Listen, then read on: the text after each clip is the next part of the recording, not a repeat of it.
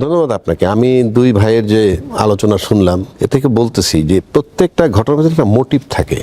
হাদিকে গুলি মারলেন, হাদি মরে যাক কিংবা বেঁচে আসুক, ফেরত আসুক, এখন ইমমেটেরিয়াল ইস্যু হয়ে যাবে। সে যদি কালকে মরে যায় কি হবে? 2 দিন আলোচনা হবে, তারপরে শেষ হয়ে যাবে। নির্বাচনী তফসিল দেওয়া হয়েছে, নির্বাচন হবে। এই নির্বাচন নিয়ে কিন্তু আমাদের যথেষ্ট শঙ্কা ছিল। কীরকম?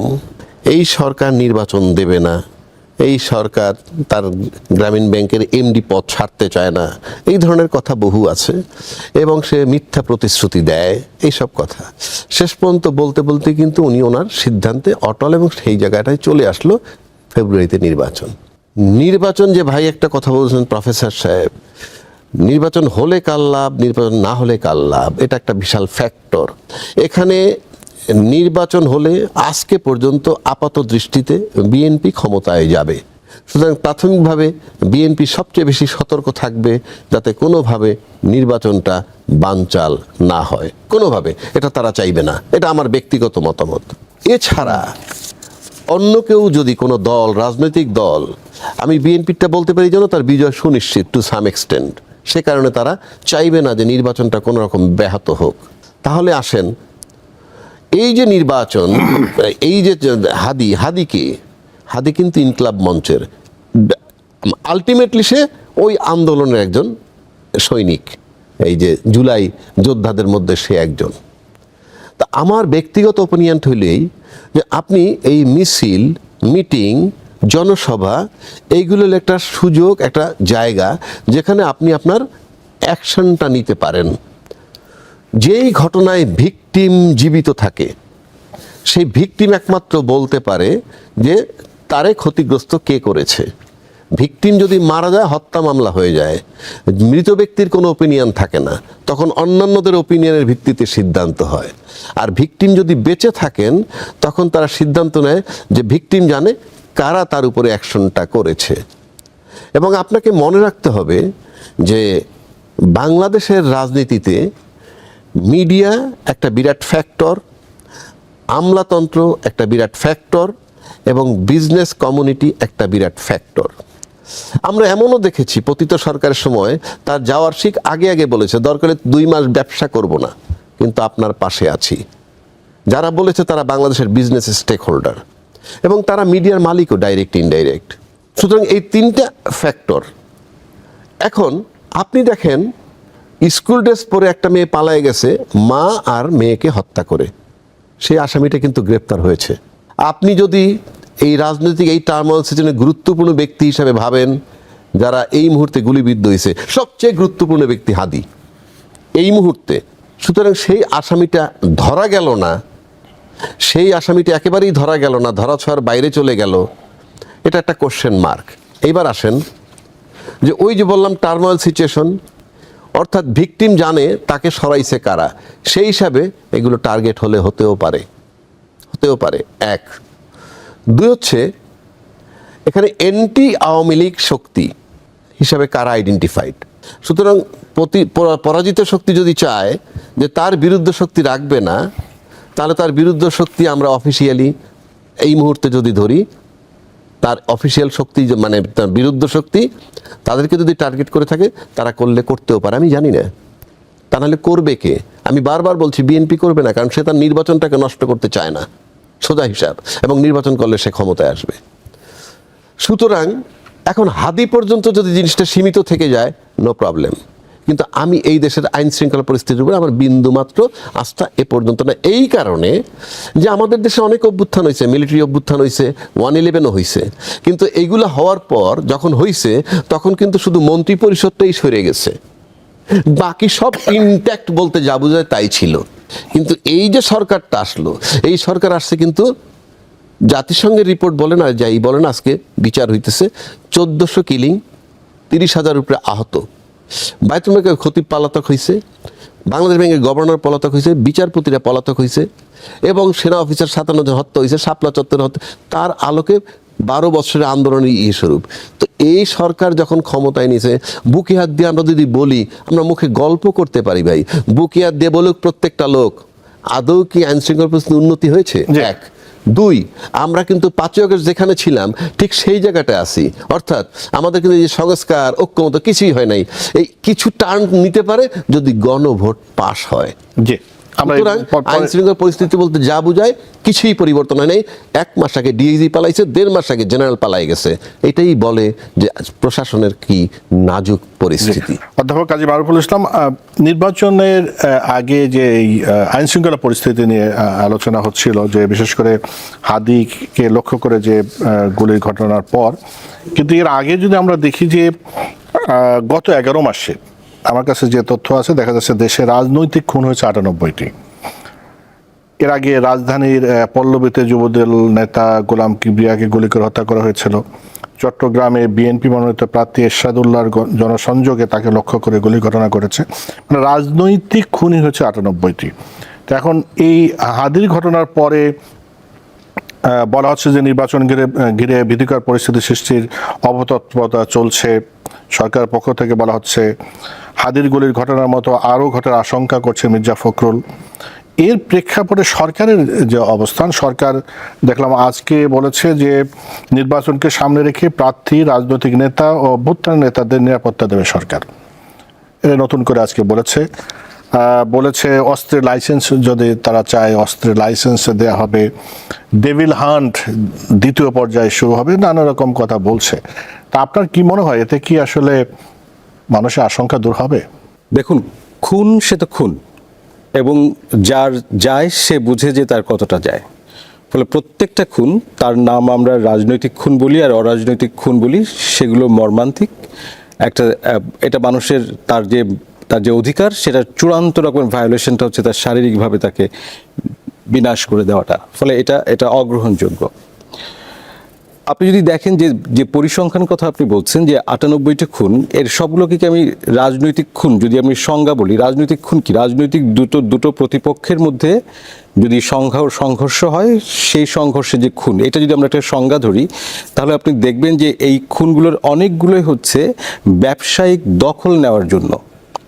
এখন আমি একজন ব্যবসা করি, আপনি আমাকে খুন করছেন একজন প্রতিদ্বন্দ্বী হিসেবে আমার ব্যবসাকে দখল নেওয়ার জন্য। এখন আমার পরিচয় আমি একটা রাজনৈতিক দল করি, তার মানে আমাকে খুন করাটা রাজনৈতিক কারণে, অর্থাৎ রাজনৈতিক স্বার্থ হাসিলের জন্য কিন্তু হচ্ছে না। আপনি দেখেন যে খুনগুলো হয়েছে, তার মধ্যে একটা বড় অংশ খুন হচ্ছে এরকম প্রতিদ্বন্দ্বিতা, এবং দ্বিতীয়ত হচ্ছে একই দলের ভেতরকার অন্তর্দ্বন্দ্ব।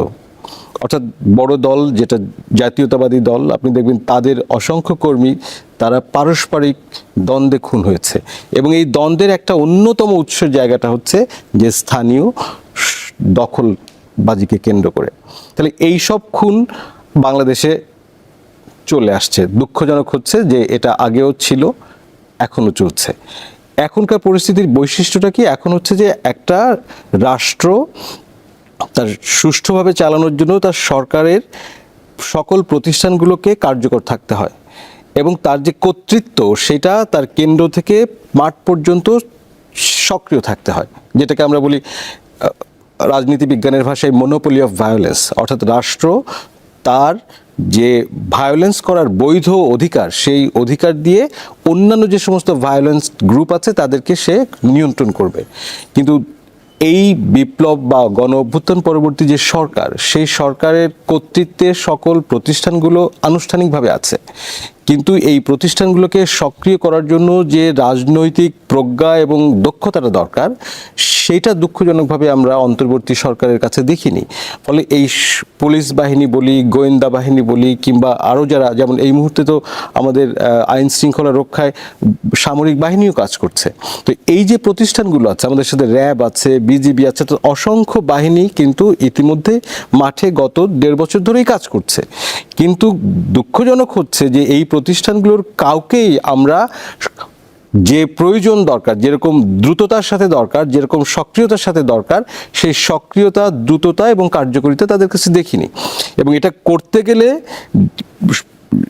শাসন ব্যবস্থার শীর্ষ থেকে এবং সকল পক্ষগুলোকে যে সহযোগিতা করা দরকার, অর্থাৎ একদম প্রধান উপদেষ্টা থেকে শুরু করে তার উপদেষ্টা পরিষদের সদস্য এবং এর সঙ্গে যে পক্ষগুলো, অর্থাৎ রাজনৈতিক দল এবং আমলাতন্ত্র এবং অন্য যারা আছে, তাদের সবার যে সার্বিক একটা কালেক্টেড এফোর্ট দরকার, একটা একটা পরস্পরের মধ্যে একেবারে দ্বিধাহীন একটা এফোর্ট দরকার, সেই এফোর্টটা দুঃখজনকভাবেও সৃষ্টি হয়নি।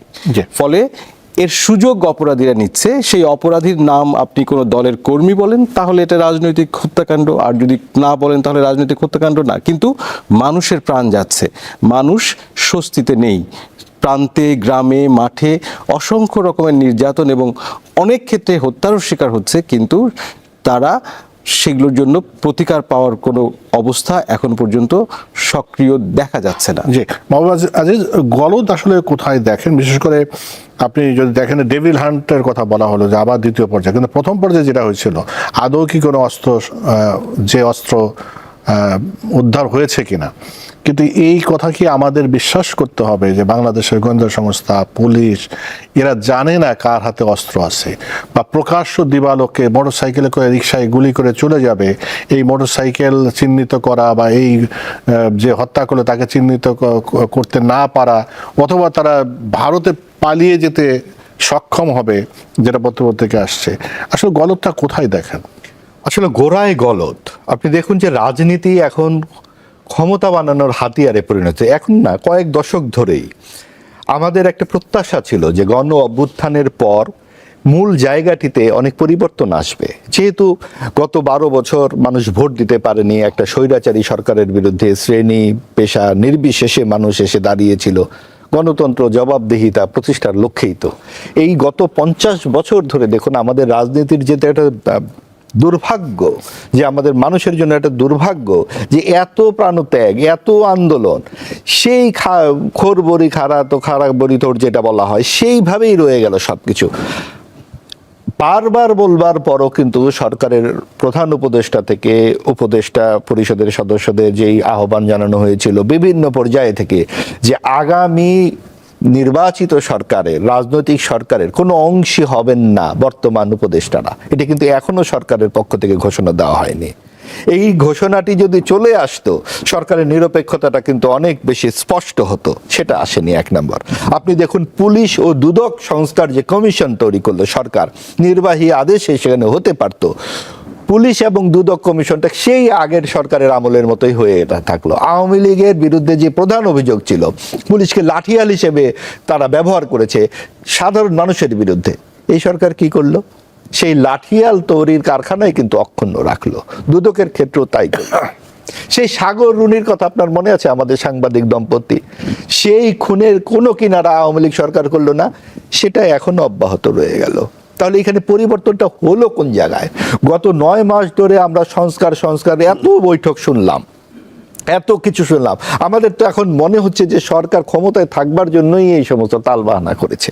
নইলে এই 3 মাসের মধ্যেই তো এইটুকু করে তারা নির্বাচন করতে পারতো। এই 15 মাস ক্ষমতায় থেকে সরকার দেশের কি পরিবর্তন আনলেন?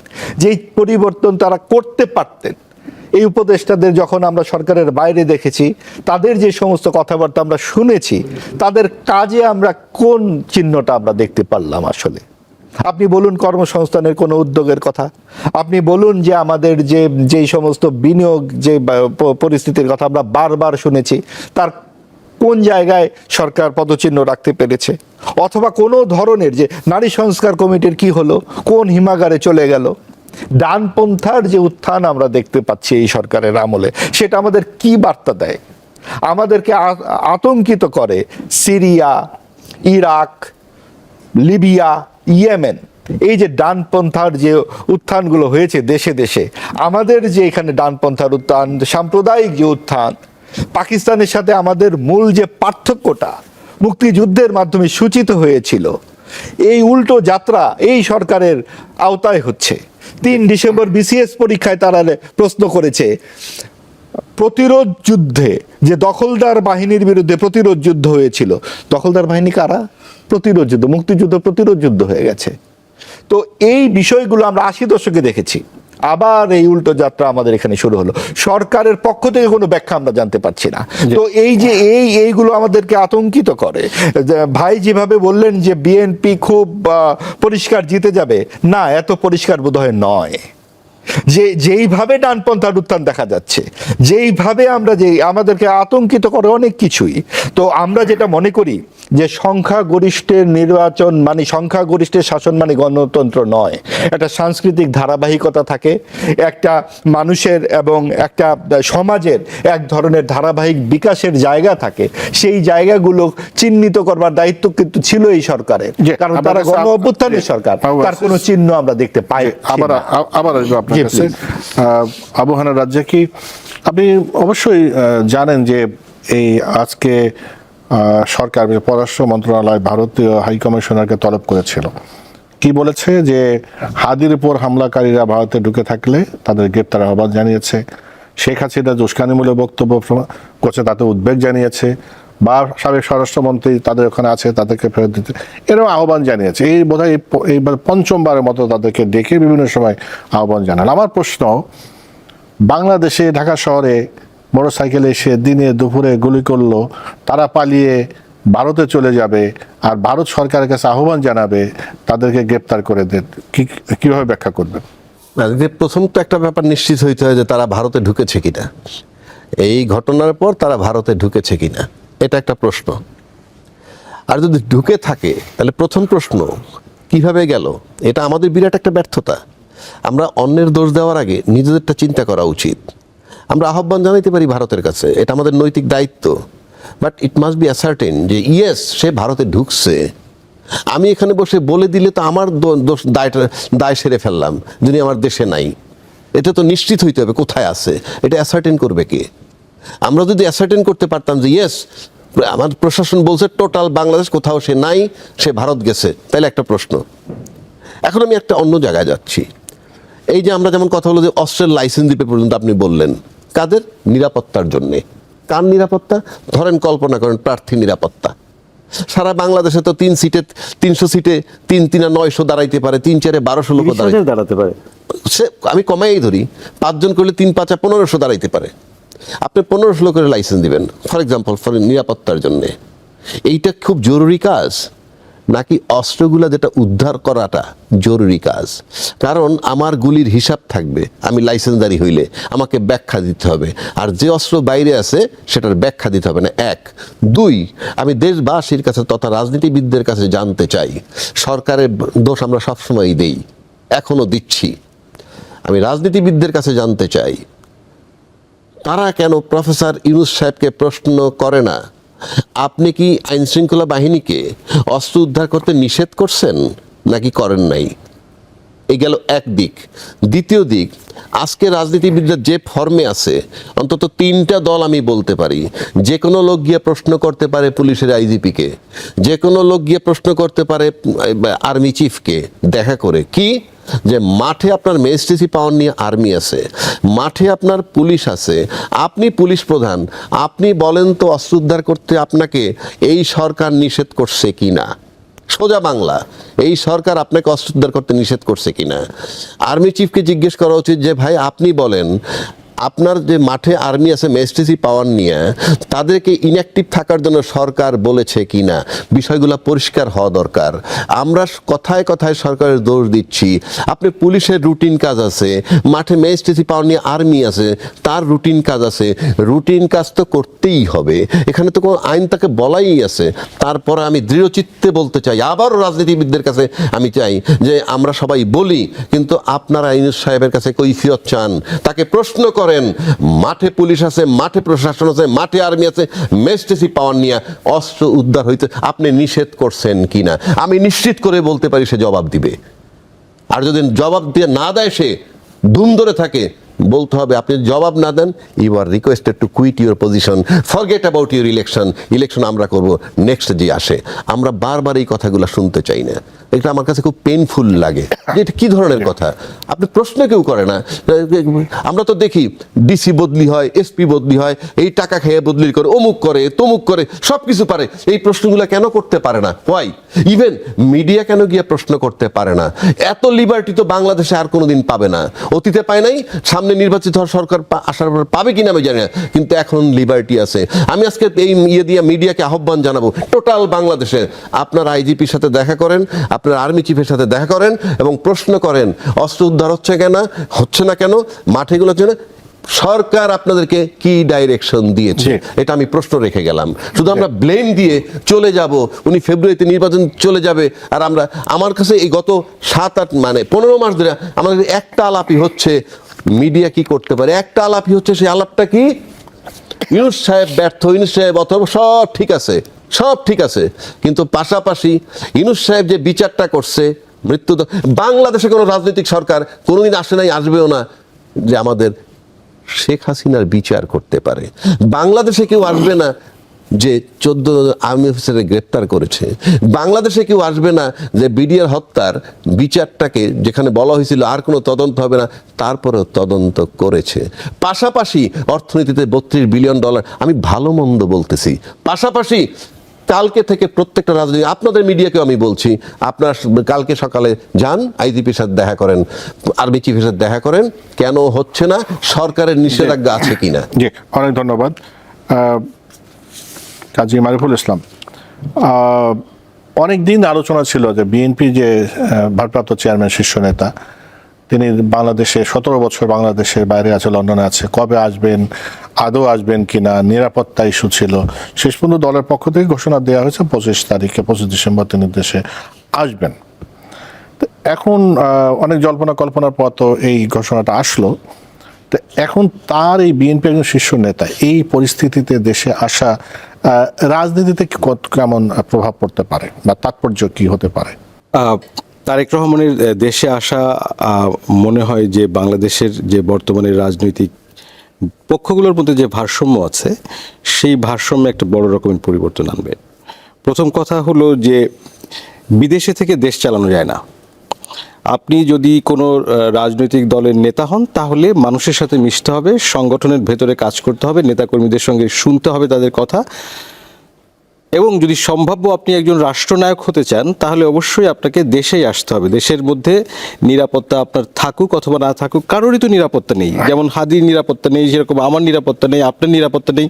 তিনি কি আমাদের প্রতিনিধিত্ব যদি করেন, তাহলে তারও যেরকম নিরাপত্তা, আমাদেরও সেরকম নিরাপত্তা। আমার নিরাপত্তার গুরুত্ব কম, তার নিরাপত্তার গুরুত্ব বেশি, ব্যাপারটা এরকম না তো।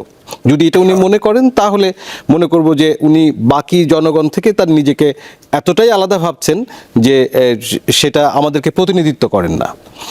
তো এটা সুখের খবর যে উনি সেই জড়তা ভেঙে শেষ পর্যন্ত দেশে আসার সিদ্ধান্ত নিয়েছেন। তো তাকে স্বাগত জানাতে চাই, কিন্তু একই সাথে এটা বলতে চাই যে বাংলাদেশের উনি এসে যে দলটি পাচ্ছেন এবং যে রাজনৈতিক পরিস্থিতি পাচ্ছেন, সেটার মধ্যে অনেক সংবেদনশীলতা আছে, ডেলিকেসি আছে। প্রথমত দলের মধ্যে তার কর্তৃত্বটাকে মানে স্পষ্ট করে জাহির করা, এটাকে প্রতিষ্ঠা করা, সেটা একটা চ্যালেঞ্জ। দলের মধ্যে অসংখ্য যদি নাও বলি, একাধিক বিভিন্ন ফ্যাকশন আছে, যেটা সব দলেই সাধারণত থেকে থাকে।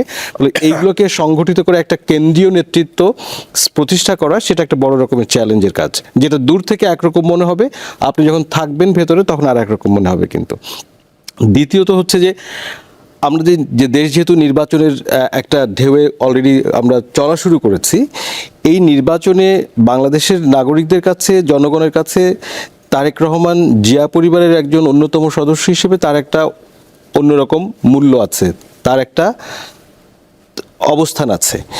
সেই অবস্থানটা উনি যদি কাজে লাগাতে পারেন, তাহলে তার দল আগামী নির্বাচনে ফলাফলের বিবেচনায় অনেক ভালো ফলাফল করার সম্ভাবনা থাকবে। ফলে সেইটাতে দলের, এবং আমি মনে করি যে বাংলাদেশের যে রূপান্তর, সেই রূপান্তর প্রক্রিয়াতে একটা স্থিতিশীল নেতৃত্ব থাকা দরকার, একটা কার্যকর নেতৃত্ব থাকা দরকার। সেই জায়গাটাতে তারেক রহমান হয়তো অবদান রাখতে পারবেন। জি, অনেক ধন্যবাদ মাহবুব আজিজ। তারেক রহমানের দেশে ফেরা নিয়ে আপনাকে জানতে চাচ্ছি। বিশেষ করে আমরা লন্ডন থেকে যিনি যখন বক্তব্য দিয়েছেন 5ই আগস্টের পরে যতগুলো বক্তব্য দিয়েছে, অনেকেই প্রশংসা করেছেন যে ম্যাচিউরড কথা বলেছেন, তারা সংবেদনশীল বক্তব্য দিয়েছেন, ঐক্য, সবার মধ্যে ঐক্য ধরে রাখার কথা বলেছেন, বাংলাদেশের পক্ষে কথা বলেছেন, তিনি এখন ফিরছেন। ওনার এর আগে আমরা অনেকবার শুনেছি নিরাপত্তা ঝুঁকি আছে ইত্যাদি ইত্যাদি তো শুনেছি। তো যেটা বলছিলেন আমাদের বাংলাদেশে আমার নিরাপত্তা তার নিরাপত্তা, মানে কোনো রাজনৈতিক নেতারই তো আসলে অ্যাবসলিউট নিরাপত্তা কোনো দেশেই থাকে না। আপনি কিভাবে ব্যাখ্যা করবেন? আসলে এই ব্যাপারটাকে আমি একটু ডিফারেন্ট ভাবে দেখতে চাচ্ছি যে আমাদের যে রাজনৈতিক সংস্কৃতি দীর্ঘদিন ধরে চলছে, এখানে কিন্তু একটা বিভাজনের একটা চেষ্টা সবসময়, মানে বাদ দেওয়ার একটা চেষ্টা ছিল। আপনি দেখুন তারেক রহমান তিনি যখন এখান থেকে চলে যান, কি অবস্থাতে তাকে মানে একটা একদম শারীরিকভাবে তাকে আহত করে ওখান থেকে মুচলেকা, জোর করে মুচলেকা নিয়ে, এবং তারপরে দীর্ঘ 17 বছর তো উনি এক ধরনের নির্বাসনে। তো এমন এমন কি ধরনের জিঘাংসা বা এমন কি মানে এক ধরনের প্রতিপক্ষ বানিয়ে তাকে বাদ দেবার যে চেষ্টাটি, সেই চেষ্টা কিন্তু অব্যাহত আছে বলেই তাকে বলতে হলো যে অনেক কিছু যা তিনি বলতে পারছেন না। আপনি দেখুন যে রাজ্জাকি ভাই যেটি বললেন যে সরকারকে আমরা অনেক দোষারোপ করছি, আগে এই ধরনের দোষারোপের পরিবেশও আমরা পাইনি সাংবাদিকরা। আমরা কেন দোষারোপ করবো না? গাড়িটি চালায় কে? ড্রাইভারই তো চালাবে। কারণ ড্রাইভিং সিটে যখন আমাদের প্রধান উপদেষ্টা আছেন, গণ অভ্যুত্থান বিজয়ী একটি সরকারের কাছে আমাদের প্রধান প্রত্যাশা কি ছিল? প্রধান প্রত্যাশা ছিল গণতন্ত্র, জবাবদিহিতা এবং অন্তর্ভুক্তিমূলক নির্বাচন। এবং সেই অন্তর্ভুক্তিমূলক নির্বাচন করতে গিয়ে সরকার কি করলেন? 30টি দলের সঙ্গে একটি তারা সংস্কার আলোচনা করলেন দীর্ঘ 9 মাস ধরে, এবং সেই 30টি দলের 7-8টি দল ছাড়া অধিকাংশ দলের দ্বিতীয় বা তৃতীয় ব্যক্তিকে আমরা চিনি না। সেই বৈঠকে তারা কি করলেন? মুক্তিযুদ্ধ জাত যে সংবিধান, তার প্রধান স্তম্ভ থেকে ধর্মনিরপেক্ষতা সমাজতন্ত্র তারা বাদ দিয়ে দিলেন। তাদেরকে এই ম্যান্ডেট দেয়া হয়েছে? তাদেরকে এই ম্যান্ডেট আছে? 30 জন মিলে বাংলাদেশের আত্মা পরিবর্তন করে ফেলবেন, মুক্তিযুদ্ধের আদর্শ বাদ দিয়ে দিবেন? কেন তারা এটা করলেন? এবং আপনি দেখুন তার মাধ্যমে কিন্তু একটি বিভাজনের সংস্কৃতি তারা তৈরি করলেন। তারা তারেক রহমান প্রসঙ্গে বলছিলাম, হ্যাঁ, সেটা বলেন, সেটা যেরকম সময় খুব কম। তারেক রহমান প্রসঙ্গে ঠিক একইভাবে তারেক রহমানের ক্ষেত্রেও ওই বিভাজনের কৌশলটি কি আমি ওইটার সঙ্গে এটা মিলাতে চাই। যদি ওভাবে কিন্তু আছে, আমরা কিন্তু সরাসরি দোষারোপ করতে পারি না, কারণ সরকার এটা করেনি হয়তোবা। তাহলে কারা করেছেন? সরকারই তো ড্রাইভিং সিটে। আমরা জানি না এই জায়গাগুলো তার কারা কারা আছেন। কাজেই আমরা এইটুকু বলতে পারি যে বিভাজনের রাজনীতি থেকে সরে এসে সবাইকে নিয়ে অন্তর্ভুক্তিমূলক একটা নির্বাচন হোক, এবং তারেক রহমান অবশ্যই সেই নির্বাচনের অন্যতম গুরুত্বপূর্ণ চরিত্র। তিনি প্রেসিডেন্ট জিয়াউর রহমান এবং খালেদা জিয়ার যে দীর্ঘ রাজনৈতিক ধারাবাহিকতা, তার শুধু উত্তরসূরিই নন, উনি তরুণ প্রজন্মের জনপ্রিয় নেতা। এবং এই বিএনপিকে এই দীর্ঘকালের যে আওয়ামী লীগের একচ্ছত্র আধিপত্যের মধ্যেও বিএনপিকে কিন্তু ঐক্যের যে অটুট বন্ধনে তারেক রহমানই রেখেছেন। কাজেই তার নির্বাচনে অংশগ্রহণ তো অত্যন্ত গুরুত্বপূর্ণ, তাৎপর্য। আমার কাছে সিম্পল বিষয়। আমি কিছুদিন আগে জনাব তারেক রহমান সাহেব বলেছিলেন যে আমি যে দেশে আসবো সেটা আমার একক সিদ্ধান্ত নয়। পাশাপাশি বলছিলেন এটাও যে আমি যে কেন আসতে পারছি না বলবো, সেটার জন্য আমার অবারিত নাই, স্বাধীনতা নাই বলা চলে। বিষয়টা এইরকম। ঠিক তারপরেই কিন্তু এখানে দায়িত্বশীল নেতারা বলছে উনি ফেরত আসবেন কি আসবেন না দেশে, সেটা তার ব্যক্তিগত এবং পারিবারিক বিষয়। এখন যদি উনি এই তারিখে আসেন, তাহলে ধরে নিব যে সেখানে একটু দূরত্ব কমেছে, অথবা তিনি কিছু নিশ্চয়তা পেয়েছেন। পাশাপাশি আমরা আরও একটা ভার্চুয়ালি এতে দেখলাম 101 জন 3 বাহিনীর রিটায়ার্ড অফিসারের মাঝখানে উনি ভার্চুয়ালি বলেছেন যে কিছু মিসআন্ডারস্ট্যান্ডিং ছিল এবং উনি অ্যাপোলজি চেয়েছেন, এই কথাগুলো উনি বলেছেন। তো এটা বলার পিছনে নিশ্চয়ই কোনো কারণ আছে। ভাই যে কথাটা বললেন, সে যখন বের হয়ে গেছিল তখন সে ইনফ্যাক্ট আর্মি কাস্টডি থেকেই বের হয়ে গেছিল বলা চলে। তো সেখান থেকে যদি এর পরে উনি 25 তারিখে আসেন, যে কথাটা আমরা শুনতেছি, আসলে সোনায় সোহাগা, আসলে আমরা ধরে নিব ওই দূরত্বটা হয়তো বা কিছুটা কমেছে। 3 নম্বর, যে উনি যদি ফেরত আসেন তাহলে যেটা হবে, ওই ভাইয়ের সাথে আবার আমি একটা ফ্যাকশন হয়তো আছে আমাদের কাছে। আমরা যেহেতু ওই পার্টি করি না নাই, কিন্তু আমরা বাহ্যিকভাবে এটা একটা বাতাস পাই। সেটা আসার সাথে সাথে একদিকে Begum Khaleda Zia still she is alive, আমাদের কাছে যে মেসেজ বা বার্তা আছে তাতে সে সিম্বল অফ ইউনিটি। পাশাপাশি তার প্রেজেন্সে যদি তারেক জিয়া সাহেব চলে আসেন, তাইলে পরে এটাকে এখন যেমন লন্ডনে বসে এর সাথে কথা, ওর সাথে কথা, তার সাথে কথা, আর যখন সে ঢাকায় চলে আসবেন সে তখন সিদ্ধান্তটা তার একক হাতে চলে যাবে, এবং এই যে ফ্যাকশনটা কমে যাওয়ার সম্ভাবনা আছে, এবং এটা তার নির্বাচনের জন্য একটা ভালো ফলাফলের সহায়ক হবে বলে আমি মনে করি, নাম্বার ওয়ান। নাম্বার টু, এই যে ভয় পাওয়া, ভীতু হওয়া কিংবা নিরাপত্তা চিন্তা করা, এই ঝুঁকি চিন্তা করলে আমি একজন রাজনীতিবিদকে এরকম ভাবতে চাই না। কারণ উনি বাংলাদেশের একমাত্র ব্যক্তি যিনি, যার বাপ ছিলেন রাষ্ট্রপতি, মা ছিলেন প্রধানমন্ত্রী। এই পরিচয় কিন্তু আর কারো নাই। সেক্ষেত্রে তার যে বীর দর্পে যেভাবে আসা উচিত ছিল বহু আগে, তারপরেও মেনে নিলাম এখনও যদি সে আসে তাহলে হয়তো কিছু রিকভার করতে পারে, তার রাজনৈতিক গেইন, তার দলের প্রতি তার ইম্প্যাক্ট, দলের উপরে তার ইম্প্যাক্ট এবং তার রাজনৈতিক ভবিষ্যৎ। যদি ফেরত না আসেন, নির্বাচনে ফলাফল যাই হোক, হয়তো আমি এখনও মনে করি বিএনপি হয়তো জিতবেন, কিন্তু এটার ভবিষ্যৎটা খুব ভালো হবে না। সুতরাং তার আসা উচিত for the greater interest of his party as well as Bangladesh, যেহেতু দ্বিদলীয় শাসন বলতে গেলে দীর্ঘকালের আওয়ামী লীগ এবং বিএনপি, হয়তো আওয়ামী লীগ এক সময় বিচার আচার হয়ে যাওয়ার পর তারাও রিলিফ পাবে, চলুক সেই রাজনীতি আমরা দেখতে চাই, আসুক সে ফিরে। আমরা একদম শেষ করব। আমি তিনজনকে জাস্ট 1 মিনিট করে আপনাদের চাইবো যে আমরা আজকে 14 ডিসেম্বর যে শহীদ বুদ্ধিজীবী দিবস পালন করলাম, একদিন পরেই আমরা বিজয় দিবস পালন করব। আমরা সামনে নির্বাচন, নতুন বাংলাদেশের স্বপ্ন আমরা তো দেখছি গণ অভ্যুত্থানের পরে। এই যে স্বপ্ন গড়ার অন্যতম একটা নির্বাচন, একটা রাজনৈতিক সরকার আসবে, তাদের কাছে প্রত্যাশা বা নতুন বাংলাদেশের কি প্রত্যাশা এই বিজয় দিবসকে সামনে রেখে? দেখুন, নির্বাচন আমরা সবাই চাচ্ছি, কিন্তু নির্বাচন কিন্তু গণতন্ত্র না। গণতন্ত্রে পৌঁছানোর একটা প্রথম এবং প্রধান মাধ্যম হচ্ছে নির্বাচন। ফলে আমরা নির্বাচন চাই, একটা শান্তিপূর্ণ, অংশগ্রহণমূলক, প্রতিযোগিতাপূর্ণ নির্বাচন চাই। সেই নির্বাচন দিয়ে যে নেতৃত্ব আসবে তাদের কাছে, অর্থাৎ নতুন বাংলাদেশের কাছে আমার যে প্রত্যাশা, সেটা হচ্ছে আমাদের যে গণতান্ত্রিক প্রতিষ্ঠানগুলো আছে, আমার সংসদ, আমার বিচার বিভাগ অর্থাৎ স্বাধীন নিরপেক্ষ বিচার বিভাগ, আমার একটা পেশাদারি আমলাতন্ত্র, আমার মিডিয়া, স্বাধীন মিডিয়া, আমার শিক্ষায়তনগুলো, এইগুলো সক্রিয় করা দরকার।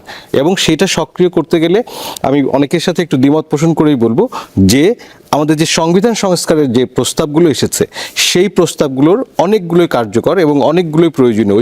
ওই প্রয়োজনীয় সংস্কারগুলো করা ছাড়া আসলে এই প্রতিষ্ঠানগুলোকে কার্যকর করা, দায়বদ্ধ করার সুযোগ অনেক কম থাকবে। ফলে আমি চাইবো যে নতুন যে সরকার আসবেন তারা অবশ্যই এই যে আলোচনার মধ্য দিয়ে যে সংস্কার প্রস্তাবগুলো আমরা সংহত হয়েছে, সেগুলো যেগুলো গণভোটে দেওয়া হচ্ছে, এইগুলো তারা প্রতিপালনে সক্রিয় থাকবেন এবং জনগণের কাছে তাদের যে প্রতিশ্রুতি দিচ্ছেন সেই প্রতিশ্রুতি তারা রক্ষা করবেন।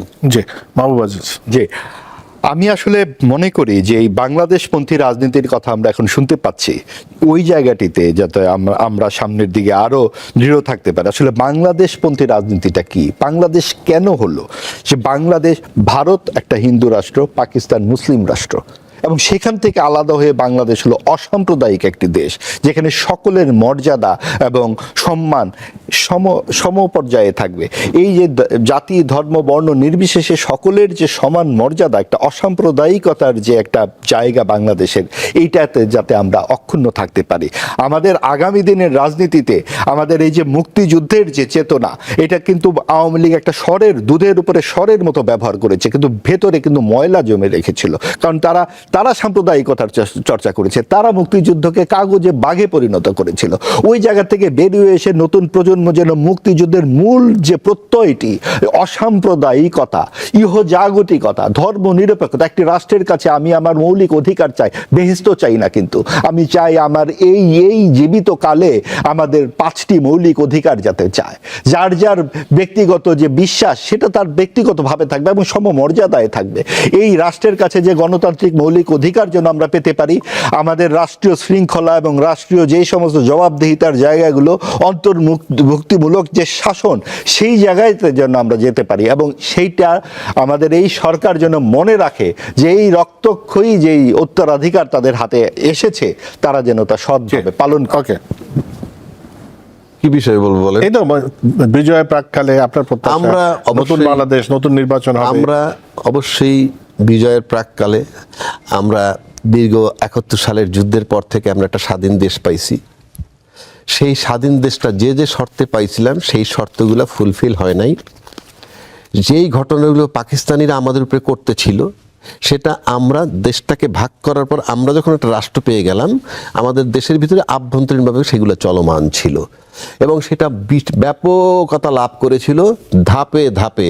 একেবারে যদি 73-1 থেকে 2-3-4 থেকে ধরে ধরে আসেন, চূড়ান্ত পর্যায়ে চলে গিয়েছিল জুলাই 24-এ এবং সেখান থেকে আমরা অবমুক্ত করেছি এই ভূখণ্ডটাকে পিওরলি, অর্থাৎ এই ভূখণ্ডের মানুষের উপরেই নির্যাতন করেছে। এখানে কোনো পশ্চিমা বা অন্য কোনো দেশের লোক ছিল না। এই স্বাধীন দেশের স্বাধীন লোককে নির্বিচার, মানে নিরস্ত্র লোকগুলাকে অস্ত্র দিয়ে হত্যা করা হয়েছে এবং সেই জায়গাটা থেকে আমরা মুক্তি পেয়েছি। আমাদের দেশে যাতে এই ধরনের ঘটনা আর কখনো ঘটাইতে না হয় সেই প্রত্যয় নিয়ে আমরা সামনের দিকে যেতে চাই।